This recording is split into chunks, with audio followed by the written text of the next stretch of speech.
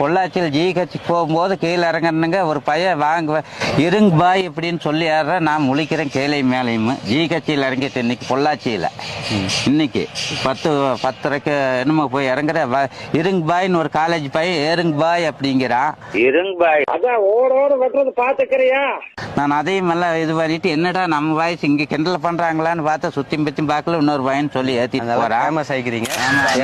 இப்ப அந்த இருங்க பாய் சொன்ன அந்த டைலாக் இருங்க பாய் வந்து சும்மா போன் பண்ணிட்டே இருந்தாங்க ஆள் மாத்தி போன் ஒரு 50 போனுக்கு மேல இருக்கு அன்னைக்கு மட்டும். சரி சரி. இருங்க பாய் 10 கிலோ கறி கிடைக்குமா பாய்ன்னு கேட்டாங்க. நானு கிடைக்க ஏன் தம்பி இப்படி மேல போன் பண்ணாதீங்க நானே மன உளைச்சலா இருக்கேன். இப்ப ஓட வெட்டி பாத்துக்கிறியான்னு சொன்னாங்க இல்லீங்களா, அது நீங்க எப்படி அந்த எந்த மன உளைச்சலோட சொன்ன? மன உளைச்சல் வந்து 10 அன்னைக்கும் 50 போனுக்கு பக்கம் இருக்கு. நான் சாப்பிட்டு உடம்பு சரியில்லாம இருக்கேன்னாச்சு அன்னைக்கு.